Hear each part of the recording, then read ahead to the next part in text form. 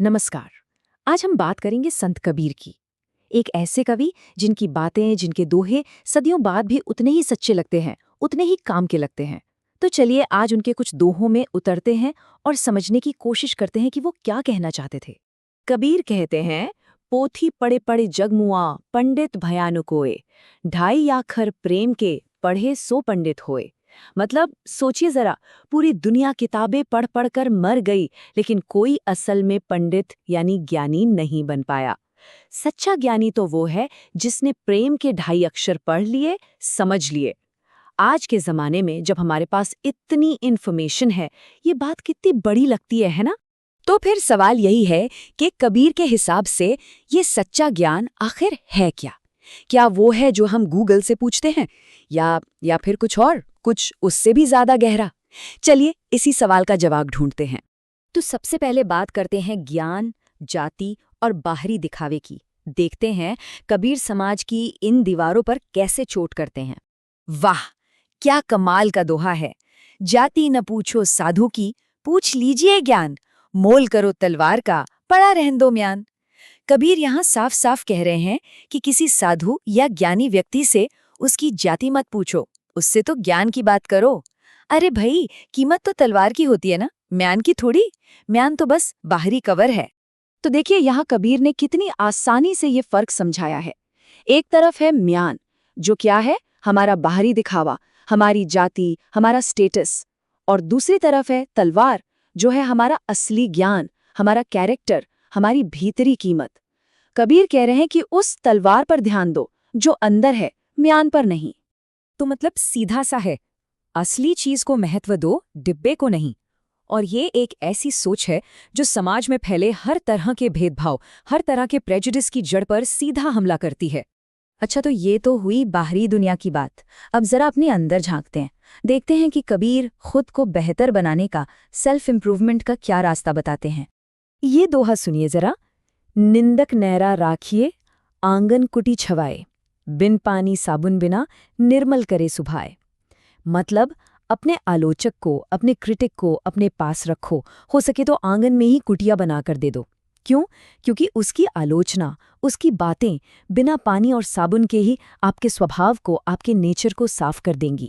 ये खुद को सुधारने का कितना अलग तरीका है। सोचिए, अपने क्रिटिक को पास रखो, उसकी बातें सुनो जो बिना साबुन पानी के मैल साफ कर देती हैं, और नतीजा, आपका स्वभाव एकदम निर्मल, एकदम साफ हो जाता है। मतलब क्रिटिसिज्म को एक तोहफे की तरह देखना, ये तो बिल्कुल ही रेवोल्यूशनरी आइडिया है। और ये दोहा तो हम सब पर बिल्कुल फिट बैठता है। दुख में सुमिरन सब करे, सुख में करे न कोई। जो सुख में सुमिरन करे तो दुख काहे को होए, है ना? जब मुश्किल आती है तो हम सबको भगवान याद आ जाते हैं। लेकिन कबीर कह रहे हैं कि भाई, अगर सुख में भी उसे याद रखोगे, उससे जुड़े रहोगे, तो शायद दुख आएगा ही क्यों। चलिए अब कबीर के सबसे गहरे संदेशों में से एक की तरफ चलते हैं। ये वो आइडिया है कि जिस सच को हम पूरी दुनिया में ढूंढ रहे हैं, वो असल में कहीं और नहीं, हमारे अंदर ही है। ये दोहा देखिए। कस्तूरी कुंडल बसे मृग ढूंढे बनमाही, ऐसे घट-घट राम है दुनिया देखे नाही। कस्तूरी मृग के बारे में सुना है? उसकी नाभि में ही कस्तूरी होती है, जिसकी खुशबू उसे पागल कर देती है, और वो बेचारा उस खुशबू को पूरे जंगल में ढूंढता फिरता है। कबीर कहते हैं, हमारी हालत भी कुछ ऐसी ही है।